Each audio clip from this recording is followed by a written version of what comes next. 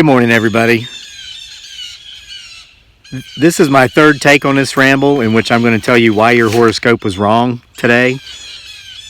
I have sources to prove it, but I'm waiting on this flock, this massive flock of about 30 blue jays to shut up. Instead of telling Roger to shut up, like Pat and Ron always do when they watch these videos, I've been telling these blue jays to shut up. So what I'm going to try to do is talk over top of them. This is one of the issues you have to deal with when you just kind of have a wildlife reserve in your backyard. So anyway, as far as astrology goes, I'm not going to knock it. I don't really understand it. I've never really followed it, but from time to time, if I'm on the internet checking emails or whatever in the mornings, checking the YouTube channel, it's like placement really.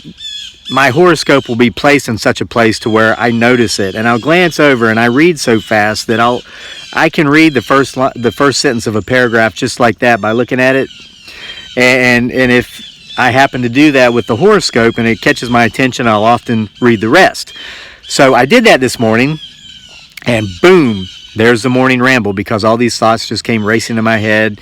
Past experiences, past event, past people, and it was based upon what I read in this horoscope. So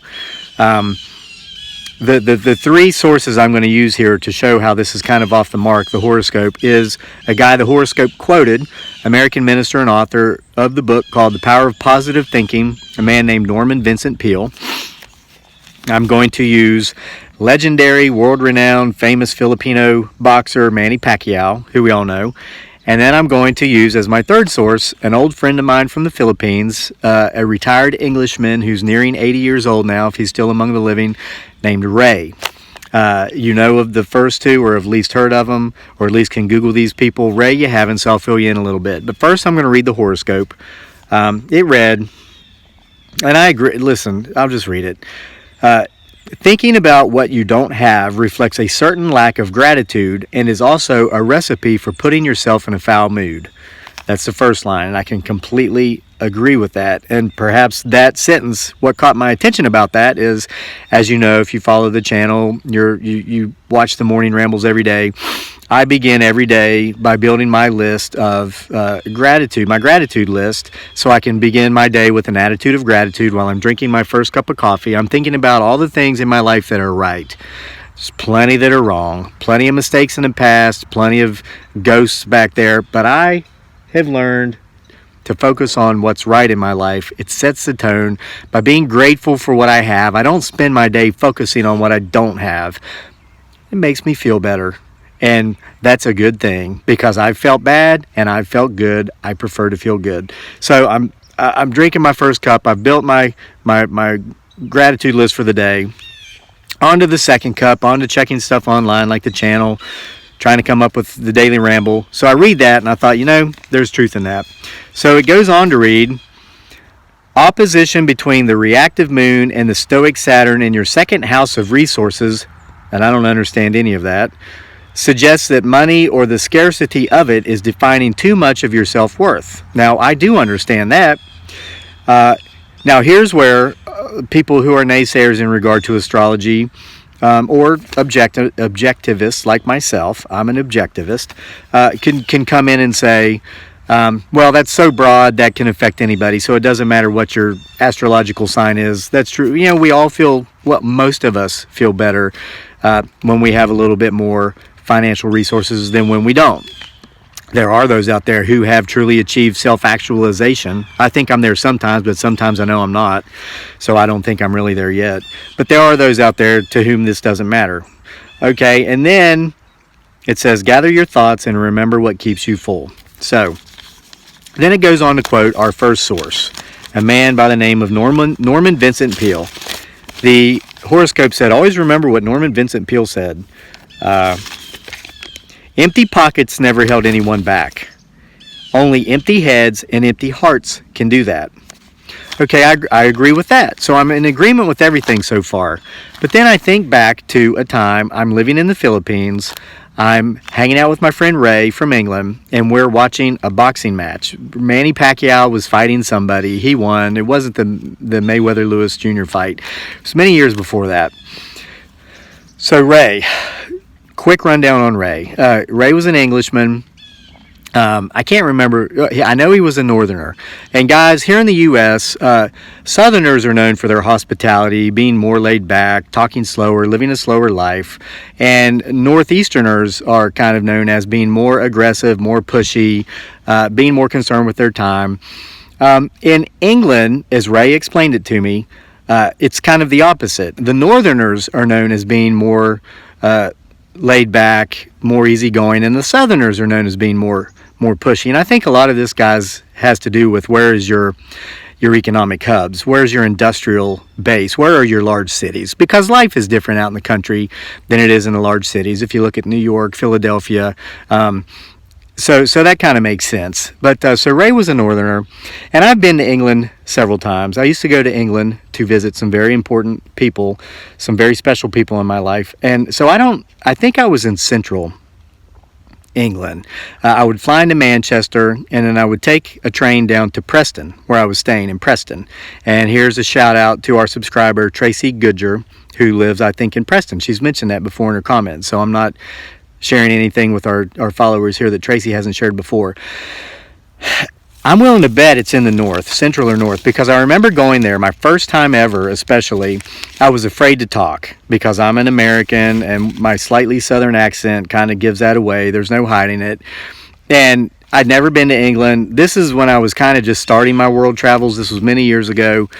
And I believe, so much of what I don't believe anymore is based upon having gone out into the world and seeing how much of what I'm told here in my own country just simply isn't true.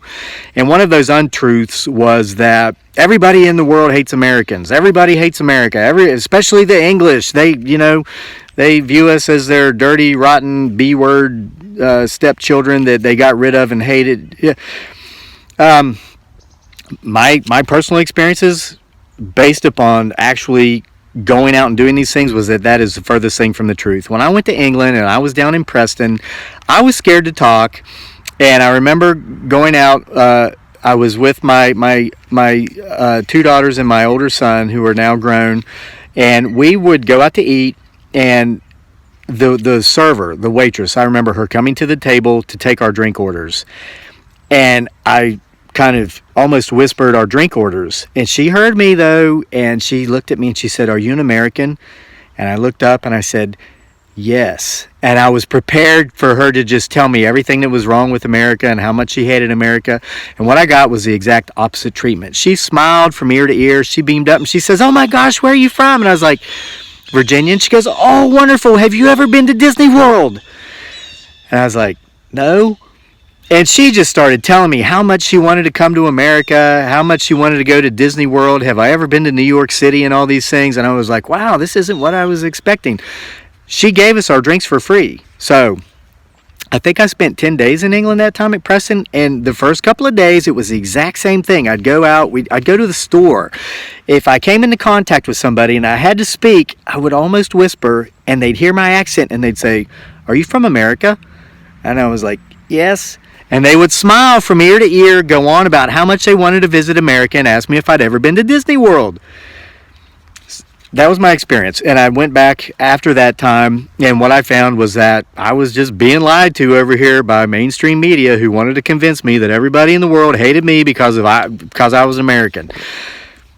Never happened. The people in England treated me with respect, and they were wonderful, and I do want to go back. And so Tracey Goodger, if you're still in Preston, I love Preston. I can't remember exactly where I stayed. It was at an old hotel that used to be a textile mill that was close to a certain mall.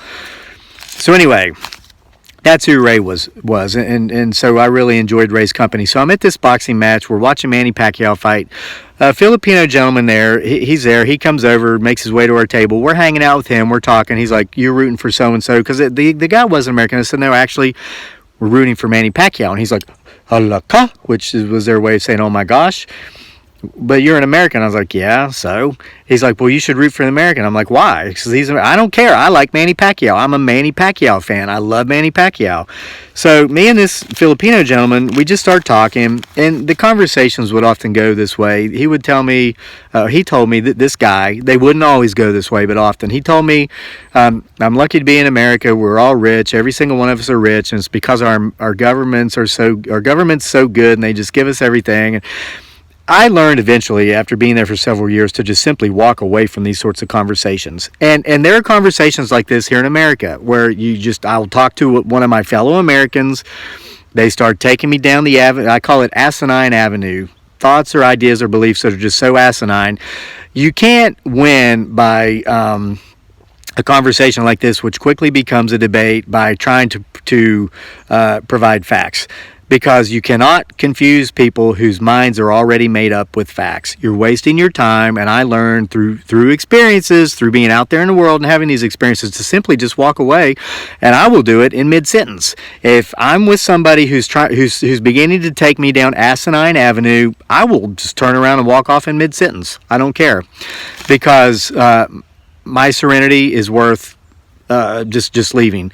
So this guy's taking me down asinine avenue, and I'm trying to convince him, no, what we do achieve here in America or anywhere in the world, whether you're in Australia, New Zealand, England, France, Philippines, like Manny Pacquiao, you achieve because you have a major degree of confidence. You believe in yourself, you are persistent, you push, and you persevere. No matter how many times you fail, you get back up, you keep moving forward. And this goes back to give credibility to the statement of Norman Vincent Peale, who said, empty pockets never held anyone back. And I told the guy, look at Manny Pacquiao. He's Filipino.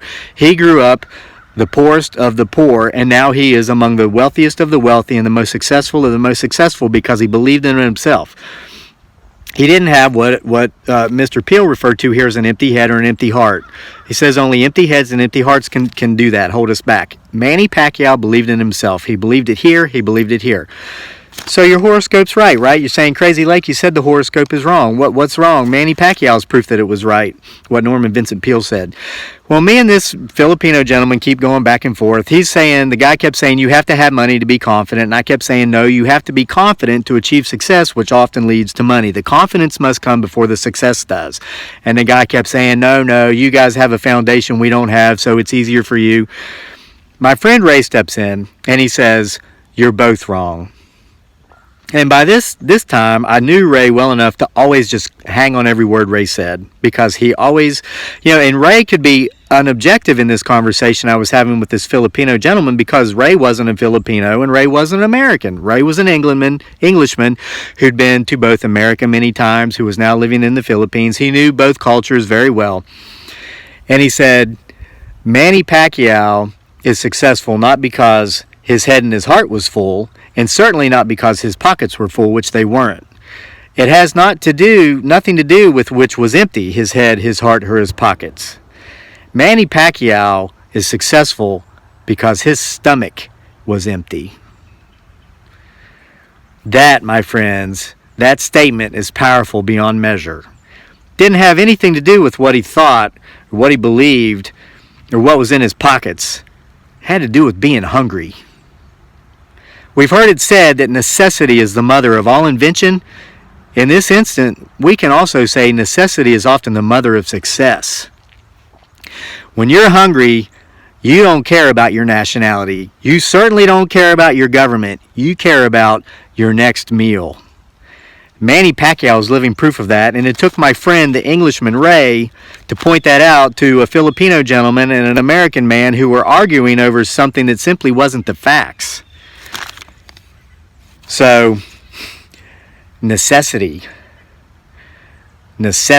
survival is so often taken for granted when it comes to looking at accomplishment, looking at what we need to be doing in the here and now to make it sure we make it through to see the next day.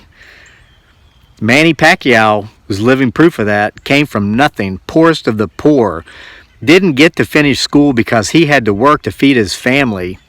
And he continues to do that, but his paycheck is quite a bit bigger than it was when he was selling fish in the markets. So guys, that's your morning ramble for the day. I hope it provokes some thought. I hope it helps you think and maybe see things a little bit differently. And I'm going to give you a beautiful panoramic view. I think firewood's beautiful. I see it and I see I've got a lot of work left to do, but I also see it as work I've already done. Here's your parting shot of the homestead, and we'll see you for more next time.